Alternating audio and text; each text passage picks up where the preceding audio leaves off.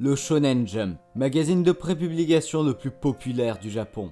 Il a vu naître bon nombre de classiques tels que Dragon Ball, One Piece, Naruto ou encore Slam Dunk. Ces 4 séries ont indéniablement participé à forger la réputation du Jump, allant jusqu'à faire connaître un premier âge d'or pour le magazine, s'étalant de 1980 à 1996. Durant cette période, le Jump va aller jusqu'à doubler ses chiffres de vente, comme le montre ce graphique. Le succès de cette époque fut tel qu'il permit au Jump numéro 3-4 de l'année 1995 d'être le numéro le plus vendu de cette époque avec plus de 6,5 millions d'exemplaires vendus.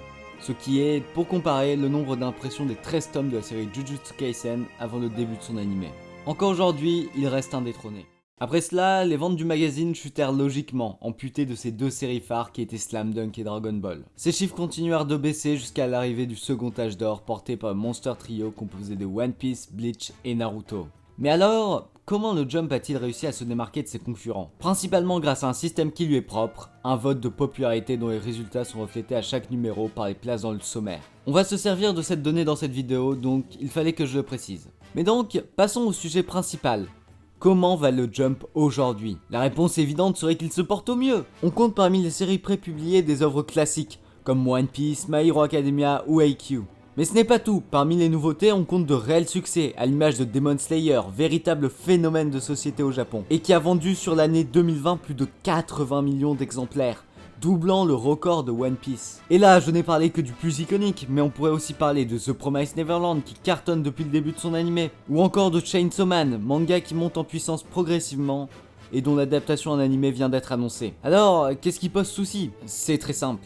Parmi les séries précédemment citées, Haikyuu, The Promised Neverland et même le géant Demon Slayer se sont terminés en l'espace de 3 mois. On peut aussi rajouter Yuna de la pension Yuaagi, un Ichi qui aura su perdurer le temps de faire 24 tomes, ce qui est énorme pour un Ichi et encore plus dans le Jump. Et à l'heure où j'écris ces lignes, Chainsaw Man voit un transfert d'annoncé, ce qui signifie que le manga va changer de magazine et donc quitter les rangs du Jump. Ce n'est pas assez? Eh bien, rajoutons la fin de Neverland pour le Jump 3-4 alors. Cette comédie romantique aura-t-elle aussi su atteindre la vingtaine de volumes et va laisser le Jump sans romance, lui qui se retrouve déjà sans manga de sport. Mais allez, faut pas se laisser abattre. Il faut explorer d'autres horizons, comme le cinéma par exemple. Actage, manga très prometteur réalisant de bonnes ventes, ayant un soutien éditorial très visible, un animé était même en cours de production, sauf que le scénariste de l'œuvre a été arrêté pour 2 agressions sexuelles sur mineurs. Au vu de la gravité de la situation et après discussion avec la dessinatrice, la Shueisha, maison d'édition responsable du Shonen Jump, décide d'arrêter la série d'un coup. Après tout ce que je viens de vous raconter, il paraît cette fois évident que le magazine le plus populaire du Japon vit une année catastrophique. Mais en y regardant de plus près, qu'est-ce que ça donne vraiment? Passons rapidement sur les piliers du magazine. One Piece qui, même s'il connaît une baisse de régime au niveau des classements et des ventes, reste le leader incontesté du Shonen Jump. My Hero Academia quant à lui connaît une hausse des classements sur le podium et voit ses ventes se stabiliser indépendamment de son animé. Parlons aussi de Dr. Stone, manga scrutant régulièrement les premières places du sondage de popularité. Ses ventes, quant à elles, ne font qu'augmenter. Black Clover lui voit au contraire ses ventes lentement diminuer, mais ses classements augmenter. Jujutsu Kaisen est le dernier qu'on peut qualifier de pilier. Depuis le début de son animé, ses ventes explosent après seulement 3 mois de diffusion. Il vend autant que ce que Demon Slayer avait réussi à faire après 6 mois d'animé. Alors, passons aux nouveautés. On commence donc avec le manga le plus vieux hormis ceux cités plus haut qui est Mission Yozakura Family et qui ne date que de juillet 2019. Cette série mélangeant action, comédie et romance nous propose un bilan plutôt mitigé. Depuis ses débuts, de très mauvais classements, mais les ventes de son premier tome restent assez bonnes pour une nouveauté. Néanmoins, le début de l'arc de l'invasion va donner un second souffle au manga qui va alors remonter dans des classements et surtout réaliser de meilleures ventes passant à barre des 30 000 exemplaires en un mois. On peut aussi noter que la série intéresse en dehors du Japon puisque le manga va sortir en digital dans les pays anglophones, mais surtout que les éditions Kana ont annoncé l'arrivée du manga dans leur catalogue pour mars 2021. En bref, cette série arrive à se maintenir dans le Jump, mais sans animé ou autre mise en avant majeure, je doute qu'elle puisse se poser en pilier du magazine. Une série qui ne peut pas prétendre à ce titre pour le moment, c'est A Gravity Boys, une comédie qui a commencé il y a un peu plus d'1 an, et qui, depuis, enchaîne les performances catastrophiques. Des classements très régulièrement dans le trio de fin, des ventes très mauvaises pour 3 tomes de sortie. La seule raison qui pourrait inciter la Shueisha à le garder sont des ruptures de stock connues pour un manga vers ses débuts. La maison d'édition a tout de même essayé à plusieurs reprises de donner un coup de boost à la série avec des mises en avant telles que des pages couleurs. Mais rien n'y fait, la série reste dans une spirale négative. À moins d'un miracle pour les ventes de son 4ème tome en janvier, la série ne devrait pas faire long feu.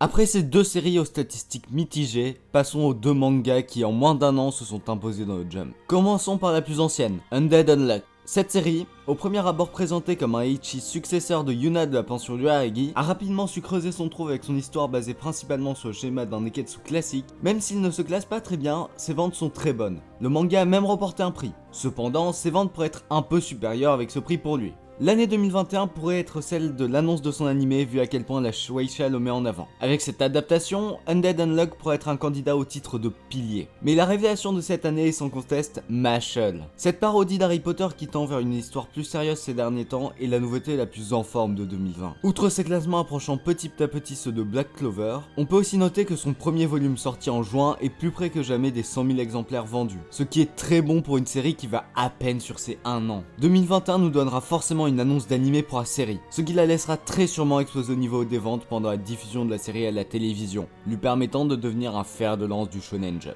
La comédie Mori King a un bilan similaire à Gravity Boys. Des débuts plutôt convaincants avec une 3ème place en guise de premier classement, mais la série aura su vite dégringoler dans les classements. Et c'est encore pire au niveau des ventes, puisque le manga est le moins vendu du magazine. C'est très clairement la prochaine série à connaître le même sort qu'à Gravity Boys. Depuis tout à l'heure, toutes les nouveautés ne sont signées que de noms très peu connus. Itsushi Gondera, Hajime Komoto, ça ne vous dit rien? Normal. Mais si je vous dis Kentaro Yabuki, là d'un coup c'est peut-être plus clair. Auteur de notamment Black Cat et To Love Ru, de Eiichi à succès. En juin 2020, une nouvelle série Eiichi paraît pour remplacer Yuna de la pension Yuaregi, et elle est de cet auteur reconnu. Ce nouveau manga nommé Ayakashi Triangle ne se fait pas tant remarquer pour ses classements qui sont dans le milieu du tableau depuis le début de la série, mais bien pour ses ventes. Et là où approcher les 100 000 ventes en 6 mois était un très bon signe pour Mashle, Ayakashi Triangle réussit à atteindre ses fameux 100K en environ 1 mois. Même si on sent que ses ventes sont fortement influencées par le mangaka derrière l'œuvre, on peut déjà voir la série survivre dans le Jump avec pourquoi pas une adaptation animée annoncée en 2022, puisque les chiffres du second tome de la série restent dans la lignée du précédent. Après Ayakashi Triangle, on peut passer à Magu-chan God of Destruction. Une comédie lancée elle aussi en juin. Comme bon nombre des nouvelles séries, elle se classait très régulièrement de bas du classement, ce qui montre un manque d'intérêt pour la série. Tout portait à croire que la série n'avait plus que très peu de temps avant d'être annulée. Mais pourtant, les ventes de son premier tome ont contredit ses prévisions, puisque le premier exemplaire s'est écoulé à environ 10 000 copies en 2 semaines. Un score correct pour une nouveauté. Depuis, les classements du manga remontent. On a même pu l'apercevoir récemment à la 3ème place. Maintenant, il ne reste plus qu'à voir s'il confirme au niveau des ventes de son 2ème tome. Si c'est effectivement le cas, alors on pourra sûrement voir Magu-chan God of Destruction lentement grandir dans le Shonen Jump. Un 2ème auteur reconnu a lancé une nouvelle sérialisation. Il s'agit de Ryuhei Tamura, l'homme derrière Belzebub. Il revient avec Hardboiled Cup and Dolphin. Pour faire le bilan de cette série, il faut faire le bilan de l'auteur. Après son succès Belzebub, Tamura a lancé une autre série dans le Shonen Jump nommée Hungry Mary. Et faute de succès, elle fut arrêtée en seulement 4 tomes. Alors là, c'est un peu la dernière chance pour cet auteur reconnu. C'est pourquoi les classements seulement un peu au-dessus du trait de fin et les ventes d'environ 7000 exemplaires ne sont clairement pas un signe de danger pour l'instant. Les éditeurs sont sûrement désireux de garder un nom prestigieux dans le magazine. En plus, les performances sont pour l'instant meilleures qu'Hungry Mary. Mais si la série continue sur la même lancée pour son 2ème tome, le nom de Ryuhei Tamura ne sera sûrement pas suffisant pour voir la série s'épanouir dans le Shonen Jump. Une série que personne ne s'attendait à voir survivre, c'est Mien Roboko. Un gag manga adepte de référence à tout va. En France, il n'est pas très apprécié. On voit en effet un humour beaucoup plus nippon dans le manga. J'ai dit que personne ne voyait l'œuvre rester dans le Jump, mais personne ne s'attendait non plus à ce qu'elle démarre aussi bien. On en est au point où elle a failli piquer la place de meilleure nouveauté de l'année à Mashle au niveau des classements. Mais ce n'est pas la seule chose qui vous permet de démarrer aussi bien. En effet, ses ventes ont été les meilleures de toutes les nouveautés lancées dans la même période, surnommée Ayakashi Triangle, aidé par le nom de son mangaka. Puisqu'en 2 semaines, c'est plus de 11 000 exemplaires qui ont été vendus pour la série. La Shueisha, voyant la série se créer une base de lecteurs, va alors sortir le premier chapitre de la série doublé. Cela avait déjà été fait pour d'autres séries telles que Jujutsu Kaisen et les doubleurs avaient été repris pour l'anime. Cela a suivi pour d'autres mangas tels que Mission Yozakura Family ou Magu-chan God of Destruction. Que Mien Roboko ouvre cette série de chapitres doublés montre que la Shueisha a confiance en la série. C'est pourquoi je vois la série ne pas être inquiétée d'un arrêt prématuré et peut-être avoir une adaptation animée dans 1 ou 2 ans. Après un bon nombre de séries comiques, on peut passer à une série ne contenant que très peu de gags. Phantom Seer. Le constat pouvant être fait est le même que celui de Magu-chan. Des classements très bas mais un volume 1 rattrapant le tout, en faisant le 3ème meilleur démarrage de l'année pour un tome 1 du Jump. Mais ça va plus loin que ça. En plus des 12 500 copies en 2 semaines, de grosses ruptures de stock dans tout le Japon. Tout cela est allé jusqu'à ce que la Shueisha partage l'information et rappelle bien de ne pas acheter de tomes d'occasion. Suite à cela, pas de remontée dans le classement, mais un intérêt éditorial plus poussé. Un chapitre du manga doublé est sorti quelques temps après et serait bien dû aux ventes du volume 1. Le constat sera donc le même que pour Magu-chan. Il faut une confirmation pour les ventes de son deuxième tome pour se prononcer clairement sur la série. Mais là, ça s'annonce bien mieux que pour la plupart des séries. On va désormais attaquer des séries n'ayant aucun volume de sortie. Mais ce n'est pas pour ça que l'on ne peut pas faire d'analyse. On commence donc avec Kokosei Kazoku, High School Family. Là où toutes les séries précédemment citées étaient techniquement sur un plan d'égalité, un manga échappe systématiquement à cette règle, le gag manga du magazine. Souvent placé en fin de magazine, ces ventes ne rentrent pas vraiment en compte dans la survie de la série dans le magazine, et ici, il semblerait que ce soit High School Family. Malgré le fait que le manga ne soit pas systématiquement à la fin du classement, il dispose très clairement d'un traitement particulier. Ses chapitres sont beaucoup plus courts que ceux du reste du magazine, une dizaine de pages au lieu d'une vingtaine. À certains moments, il dispose aussi de doubles chapitres, renforçant ce traitement particulier. Donc, je ne vois pas la série être annulée. Un cas plus compliqué, c'est celui de Our Blood Earth. Cette série ayant pour thème les vampires est la plus en danger. Un enchaînement de classements dans le trio dauphin depuis ses débuts, les ventes de son premier tome seront déterminantes. On ne peut pas dire grand chose de plus. Bleed King est la nouvelle série de Mitsutoshi Shimabukuro, l'auteur de Toriko. Pour l'instant, aucun classement à se mettre sous la dent, donc on peut juste se douter que la série ne sera pas annulée immédiatement dû à son auteur. Et enfin, on finit sur Sakamoto Days, série trop récente pour émettre le moindre jugement dessus.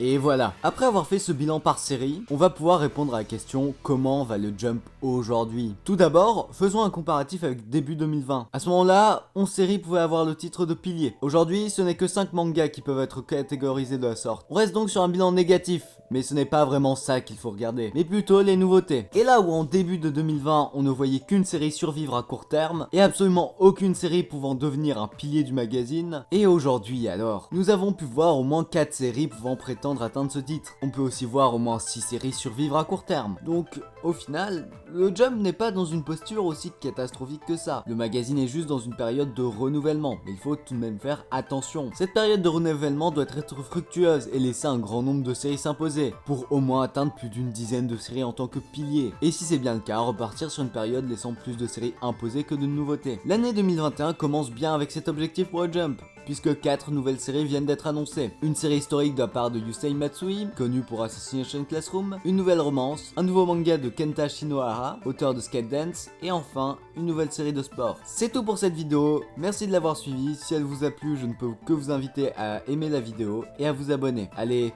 salut!